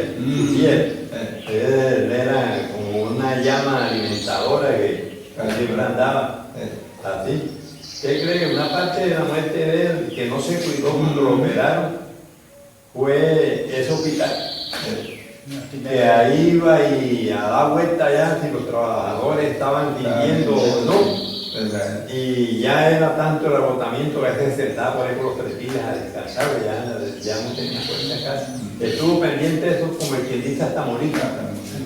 No, y si yo llegaba y me ponía a trabajar y después de descansar ahí me quedaba y se metía por donde fuera. Y contaba, ¿usted qué hace? Ajá, ¿usted qué? Bueno, vaya, ahora vaya ya para pagar el mediodía. Venga, te voy a dar rubo. Era bastante exigente. Sí, pero usted quería que rindiera eso. Y las corralejas. Ah, la corraleja. Bueno, cuando yo fui niño, vi una corraleja. Después vinieron los 19 de marzo, no se hacían corralejas en Pinillo. En Pinillo, a raíz de las fiestas en Coyungal y eso, ya estando ya hombre hecho y derecho, hicimos las primeras corralejas de nuevo, pero no los 19 de marzo, eran los 20 de julio, que se hacían las corralejas donde está el polideportivo, el poli. De ahí eso estaba ocupado toda la corraleja hasta allá enfrente de la casa del Instituto Pérez, por ahí. Ahí terminaba. El Toril era donde está, que no hay casa ahorita mismo, ahí en su área ahí de la esquina, de los Maldonados, ahí entonces hacíamos los 20 de julio. Pero después se acordó, porque en esa época el 20 de julio estaba el río Borderito casi que se derramaba y ahí había mucho barro. Pero me vamos a dejar las fiestas del 20 de julio para hacer las 19 de marzo. Entonces, ya nos juntamos con... Hay cosas que se dan en las comunidades, en la vida de nosotros, pero que tienen un tinte, ya sea económico, sea religioso, sea político. Parece ser que las corralejas del 20 de julio era para hacerle la competencia a Palomino. No, Y- porque para lo menos no hacían corralejas. La del 16 de julio, la fiesta. Pero O ya- sea, me refiero, si Palomino no hacía corraleja, pero hacía su fiesta, entonces se quería como contrarrestar aquella Pero- fiesta, haciendo pero- una fiesta acá en Vuelvo y el le 20 de digo, julio. cuando nosotros las fiestas del 20 de julio en Palomino no hacían corralejas. Después nosotros hacíamos, prácticamente eran unos encierros, no corralejas, porque cuando las que hacíamos en la plazoleta era con bandas de música y todo, ¿no? Las que hacíamos después de rivalidad, se puede decir, era entonces encierro en la calle. Por ejemplo, de allá de la plaza hasta la escuela o hasta allá frente de donde está la casa de Fausto, ahí se encerraba eso y cualquier patio de eso hacían los torines, eso, ahí metían unas cuantas vacas, unos terneros y eso, y todo el mundo metía.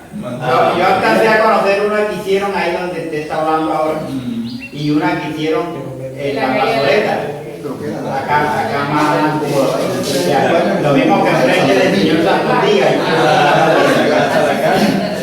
El torín es donde está el Entonces, fíjate, usted planteó algo ahí, o sea, Palomino no hacía la corraleja, pero como había esa rivalidad política, se armó lo que uno llama hoy día, o como llaman los pelados, se armó un cuento como para salir más y se hacían los encierros que ustedes hacían.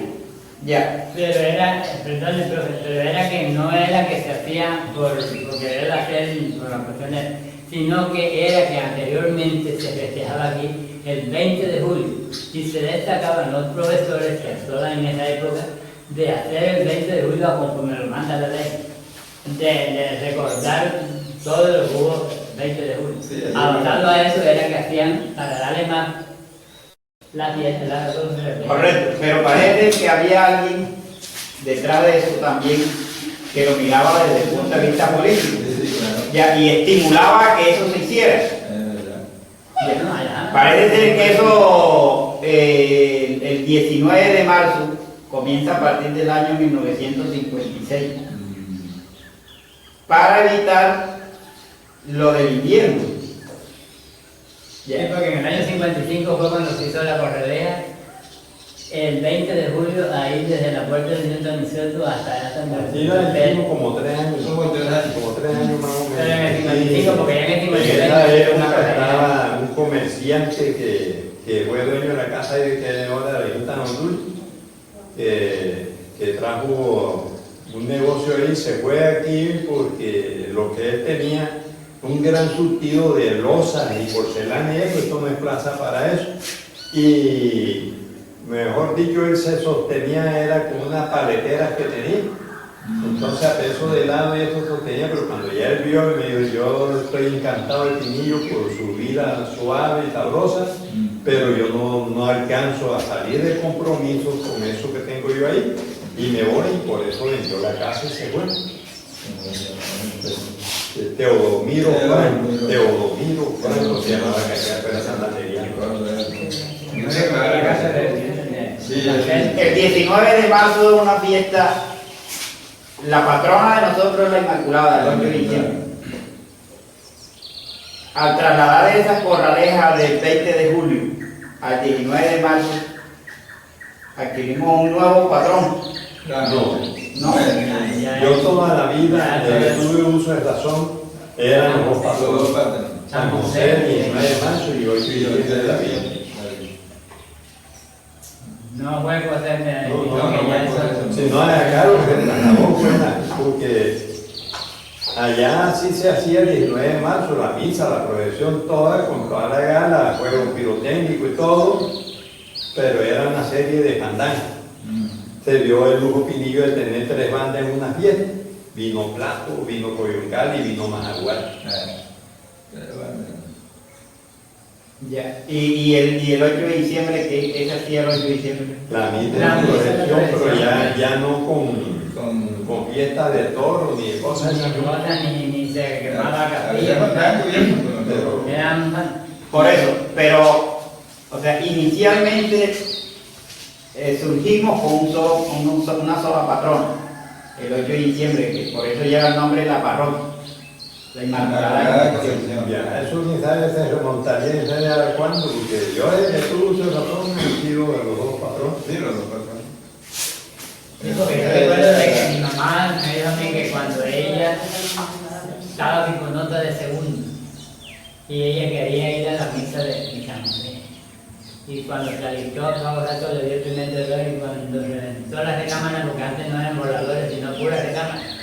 Cuando reventó parió. Pues mire que yo no sabía que ella, por eso que el segundo salió tan bacaneado.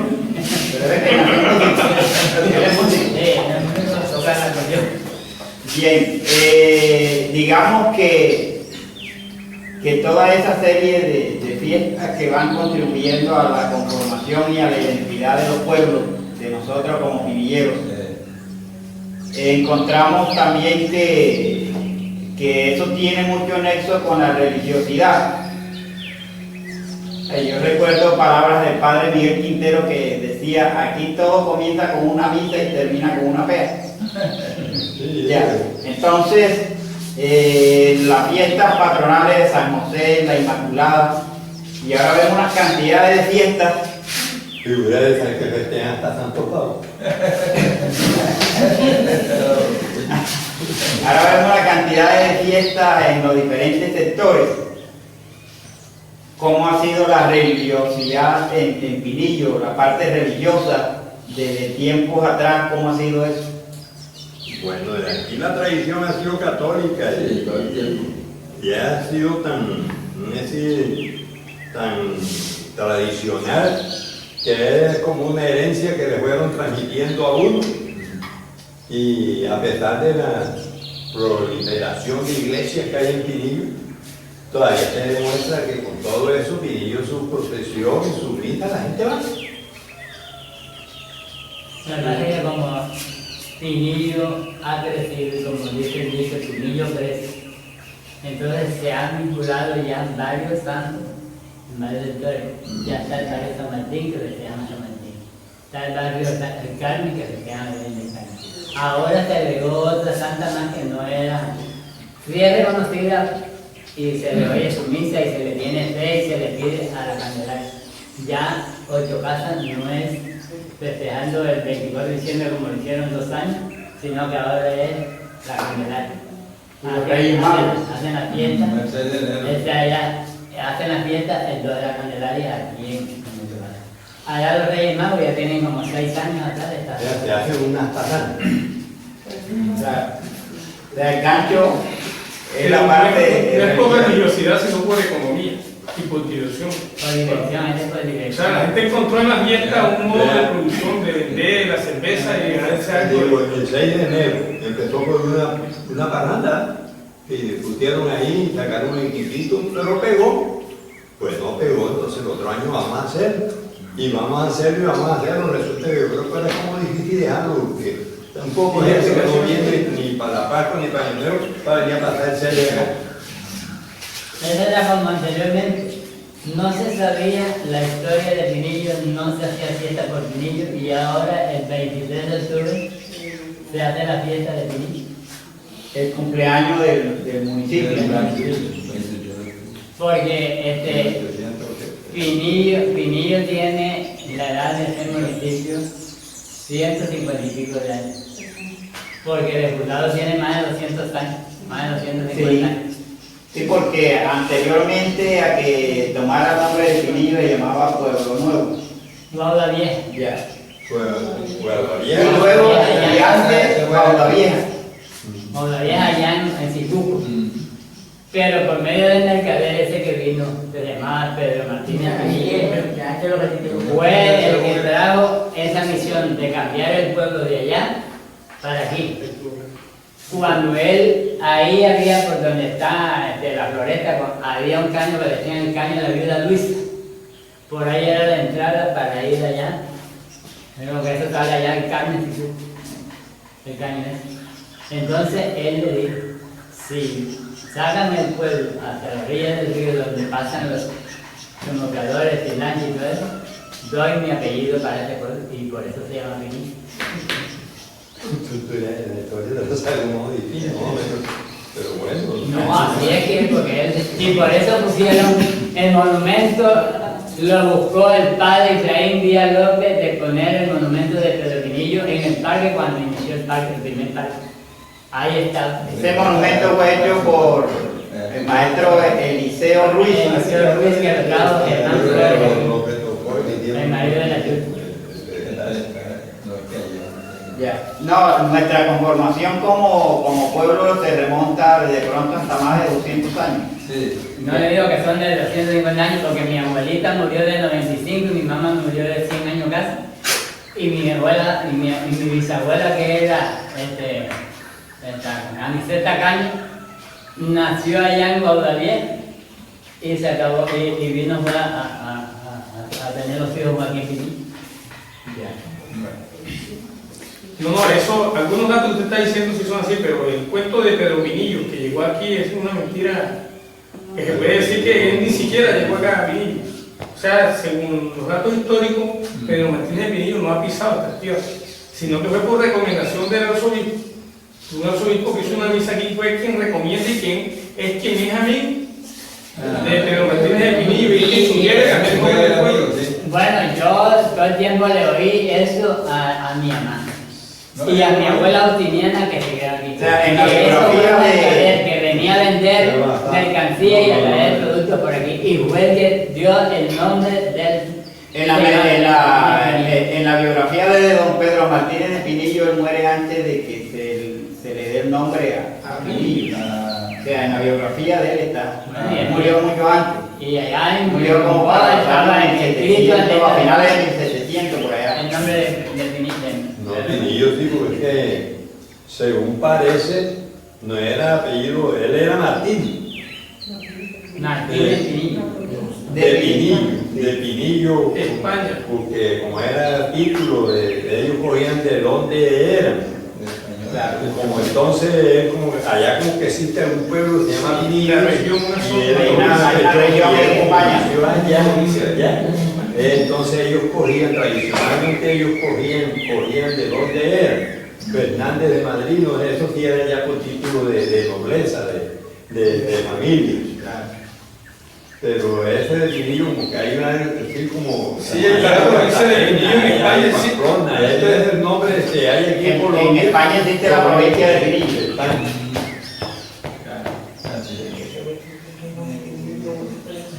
No, Ese es como el nombre mío. El nombre mío no es de aquí de Colombia. El nombre mío es de Italia. ¿Oyó? Porque mi papá fue a estudiar, a especializarse allá por allá en Europa, por allá por donde. Ah, pues ese es un personaje Y entonces- que no se nombra. Manuel Asunción Obregón, primo del viejo Obregón. Y él era odontólogo que estudió en Italia, pero no lo nombra. Y estudió y leyendo el nombre mío se llama Torcuato Darío Obregón, pero él se llamaba Torcuato Tasso, nombre de un poeta italiano. Él era de Italia.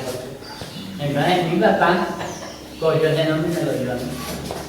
Y mejor para que no. O sea, entonces se llamaba como tu papá. Juan de la Asunción, Él estudió odontología. en Italia. Algo que no se sabía. Es que una de las características que tiene,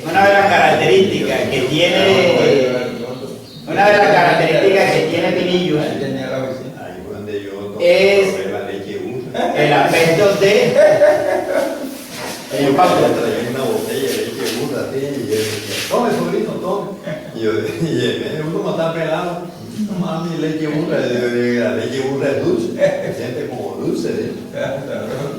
una de las características que tiene Pinillos es que desde tiempos remotos sus habitantes han tenido esa visión por el estudio, por la educación. O sea, además de esas personas que nosotros hemos mencionado, que no conocíamos, profesionales en esa época,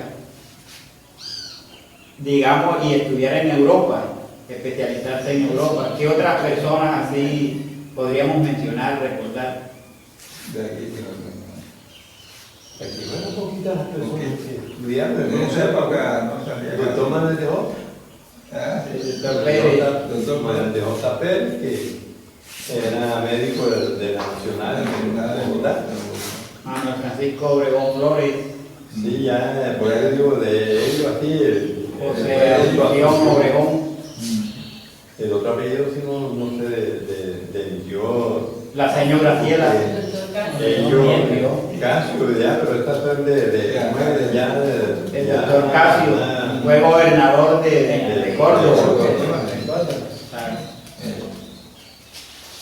Mi hermano, pero ya, que era ingeniero agrónomo, pero ya esa es una etapa Más reciente. más reciente. Sí. Yo quisiera de pronto señalar algo ahora que estamos en la cuestión de la parte cultural. Sería importante de pronto que nos señalaran, si es de su conocimiento, si hay escritores, si hay poetas en el campo cultural. Sabemos que estamos inmersos en la cuestión de la cultura anfibia y también somos tambores, somos gaitas, somos maracas, y en cada región, así como en el San Basilio de Palenque estaba el batata y se encuentra el sexteto tabalá, también creemos y creo que en nuestra población hay personas reconocidas en el campo de tocar tambora, los llamadores y todo eso, y cantadoras.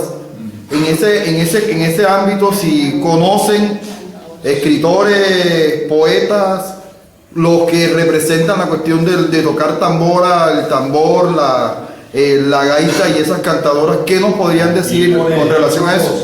Fue famoso Felipe Calvo como tocador de tambor y como cantadora de tambor a la difunta Delia Rico, mujer que tenía una garganta privilegiada, porque uno en la casa oía cuando ella estaba cantando una tambora en la plaza sin que existieran las amplificaciones ni cosas para irnos a pura garganta, y que como empezaba a 7, 8 de la noche a cantar, amanecía cantando y ella no se ponía ronca. Esa señora. De la pregunta. No, pero de la sobresaliente. De la Sí, era ella. pero también cantaba ella y cantaba la Junta Ah, Úrsula y la cantaba. que hicieran coro de eso, Y la Junta esta. la Margarita Rodríguez, la mamá, Margarita la abuela Rodríguez, de ella, eso sí, pero uno se refiere a Delia Rico, que tenía una voz. que era La jefa de todo. Me cuentan que para la época de carnaval había un señor que era especialista en hacer máscaras, en hacer... El mudo. El mulo, hermano de Lidia Díaz, hija del difunto Rafael Díaz. Vivía en la parte de donde vive, está situada la casa de esta Sofía, pero mirando para allá, para la otra calle, para cambiar. a todo el mundo allá. Me cuentan que para época de carnaval, si yo quería una máscara, apenas era ir donde él y de Usted le enseña porque él era mudo. ¿Qué era lo que usted quería? Sí, quería de perro, media luna, de diablo, de mico, de lo que fuera.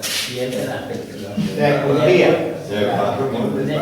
Él hacía de puro papel dentro donde venía la azúcar y lo haciendo Pero la hacía bonita. con la lengua afuera, el perro, con el tigre, lo que Sí, fuera. todo como quisiera nada más. ¿Cómo era la fiesta y cómo comienza a llegar la música de acordeón por la tierra, esa parte cultural? Bueno, yo el primero que oí tocando aquí acordeón, de tocar la verdad, fue a Martín. Pollo Martínez, ¿cómo era el nombre? Luis Enrique Martín. Vino aquí a Pinillo cuando hubo una convención liberal, que por motivo de ser pueblo de tradición liberal, aquí se reunió una convención del partido a nivel departamental. O sea, aquí vinieron delegaciones de Majaguá, de aquí, de Cartagena, de Carmen de Bolívar, de todas partes. Llegó aquí y eso fue una cantidad de personas que había aquí. En esa ocasión llegó aquí Luis Enrique Martín. Después vino Concha Rasquiao por aquí, que estaba establecido más bien en el alto ese de la Cachucha Bacana. Alejandro Durán. Yo también bastante que tocaba y eso allá donde las Trujillo. Pero Alejandro Durán vino aquí fue cuando sacó el disco de la Cachucha Bacana. Por eso, pero lo trajo de Guilluto Charrasqueado, que ellos eran amigos. Pinillo también ha tenido influencia digamos, de otras regiones del país. No sé, hubo asentamientos de turcos. Bueno, aquí sí como que, ¿cómo no? Si aquí vivieron una familia turca, aquí, los Fraijas, los Salomón, Nazario Fraija, Abel Fraija, esos sí tuvieron almacenes aquí. La casa donde vive Carlos Díaz, que tiene este tequito singular, porque ha quedado viejo, esta era la casa de los Salomón Fraija. Que yo siempre hablo de cómo eran los materiales cuando esa casa nunca le han cambiado el techo. Y mi mamá me contaba que antes de ella casarse, y ver que yo soy pichoncito, tengo en el 82, ya estaba esa casa parada, porque ahí era el almacén de los Salomón.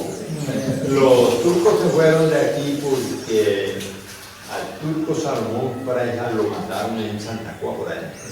Entonces los demás se fueron. Turco Nazario Fraija se casó con una pinillera que se llamaba Edelmina Lario, hermana del señor Víctor Lario y del Minuto Carlos Lario. Entonces ella vivía en el banco. Y Abel era el papá de Emma Fraija, de Melba Fraija y de la Vive Fraija. Ellos eran hijos de una señora que se llamaba Lucinda Lario. Es más Fraija fue la que se casó con Juan César. Esa era la esposa de Juan César. Y la que vivió donde vive Alicia Rocha, ¿cómo se llama? Ese era Melba, de turco, de italiano Canova. Hubo presencia de población italiana también entonces aquí. Sí. Bueno, aquí tenía... Me río porque me acuerdo cuando salió embarazada Melba de la primera hija que Canova decía, doña Luisa, mi mamá, regálele unos limones y Melba dice que ella está preña. Bueno, Pausi, cuando hubo la afiladora esa aquí en Puerto Pinillo de la parte de la avenida, esa afiladora que ahí tenían, ¿de quiénes eran? ¿De quién fue esa afiladora? No sé la diferencia, pero era el padre de Rebollo, creo que era accionista. Era turco. No hubo presencia alemana con eso. Alemanes por aquí, el que conocí fue a Kaiser. Un médico. Y le gustaba beber ron, cualquier otra cosa, pero estaba borracho por boca. Porque, o o sea, había una casa que le llamaban la casa alemana. Ellos parece que comerciaban mucho con el aceite del poroso. Ah, se Ah, no, pero esa era la corocera que se llamaba Copalco. Esa estaba en Medellín. Y ellos tenían depósito ahí donde está el Callaco Roque, pero no puede estar la misma por allá así. Que era eso del señor Raimundo Martínez y del otro hermano que era mayor, que era hermano le gusta Esteban, Hilario Martínez. Ahí había una casa grandísima de tablao. Y yo era Para que Rodel. cuando- Y yo era Rodel. Segundo Rodel con... para que cuando vinieran las crecientes no dejaran yo le digo que mi papá era agente comprador y en la casa había también una casa grande ahí, una cocina que esto estaba lleno de poroso, de montonales que traían de Tiquizo. Y entonces una parte de que venía de Tiquizo y bajaba de Cauca, pues estaban ahí en la boca de Guanaca, ahí lo cogía la lancha, allá de arriba, dentro del río.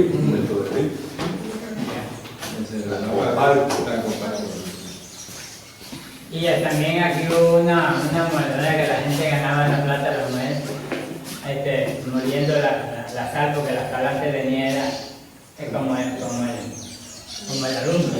Y entonces la ponían con piedra, era moler y la dejaban pasadita porque antes no había maquinaria. Aquí también hubo eso. El comercio, ¿cómo era este comercio del Pinillo? Bueno, hoy con Magangué, con el banco anteriormente. Anteriormente ha sido casi igual, con la diferencia de que como el transporte era en canoa, porque las lanchas eran muy poquitas, los buscadores no había carga de nada. Por eso es que Pinillo creció, porque comercialmente se movía. O sea, de Parequito, de Palomino, de Armenia, de Santa Rosa, de Mantequera, Colgar, todo esto venía a juntarse aquí para las pendecitas de ellos. Entonces aquí había un negocio grande, como ahí donde está la casa esa de donde estaban los Julias, que esa era de Callaco Juancel. Ahí había de todo, había bastante comercio de cargar canoas grandísimas que son como los botes grandes que mueven a motor, pero que eran movidas a fuerza humana. Y aquí viajaban para el Cauca un señor de la Cruz de León, de un turquiano beleño. Así había varios, de Ortega, de Néstor Ortega, esos canonas que llevaban comerciando llegaban hasta el triunfo turquiano, llegaba hasta arriba de Caucasia, arriba de Caucasia, Colorado, por allá. Y allá, pero ¿cómo puede ser la jornada? Era que, por ejemplo, aquí salían, dormían en Mantequera, porque ahí llevaban una tienda ambulante. De ahí salían a dormir a la boca de Playalta, del otro día salían a Guacamayo, así hasta que llegaban allá, arriba de Caucasia. De allá entonces esas canoas grandes la balsaban, que mandaban a cortar balsos y le hacían como unas trojas por los lados. Y de allá era que eso traía un montón de bultos de arroz a llevarlos a Magangué. Otros negociaban en plátano y llevaban plátano hasta Barranquilla. A eso le iba a preguntar, parece que también había una conexión con Barranquilla. Sí, porque había botes de estos que viajaban. Y de allá subían los botes bajeros que decían. Aquí había plataneras grandísimas como las que tenía el culto Alvarino, que cortaban hasta 20.000 plátanos. Bajaban de aquí en canoa y subían en canoa. Y de allá traían las tierras de género, traían todo lo que era comercio, traían de Barranquilla.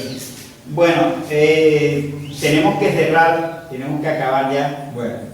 Quiero darle las gracias porque estamos buscando de que esto sea un registro fílmico que perdure para las generaciones que nos van a seguir, porque estamos dejando perder mucha información. Personas que ya tenían gran cantidad de ellos han muerto, han fallecido, y estas informaciones se han perdido. Queremos darle las gracias al señor José Abraham, al señor Fausto, al señor Torcuato, por tan valiosa colaboración para la historia nuestra, para la historia de nuestros niños y de nuestras generaciones venideras. A nombre pues de la institución educativa Manuel Francisco Obregón, del profesor Darío Cañavera, de la señora María Pino, de la señora Elena, de la señora Hidalgo Rangel, de la señora Luisa Cañavera, del profesor Gilberto Villar, quien ha sido nuestro camarógrafo, de mi persona Nelson Rangel, pues darle las gracias y esperamos continuar más adelante con este trabajo, porque es la forma como ustedes están contribuyendo a nuestra historia, para que esa historia no se siga perdiendo y podamos pues rescatar muchos de esos conocimientos que tenemos. Quedamos pendientes con un tema que es el tema político, que lo trataremos más adelante, y pues para finalizar darles las gracias y también con el objeto de conocer ese trasegar en la educación, en la parte cultural, en la parte comercial, en la vida recreativa de nuestro municipio. De esa manera pues va a ser una contribución para la celebración del bicentenario de nuestra independencia, que este año son 200 años que tenemos que celebrar el 20 de julio. Entonces nos estamos preparando para eso. Esto hace parte de ese trabajo y que esperamos continuarlo más adelante con ustedes y con otros miembros de la comunidad. Entonces, muchas gracias.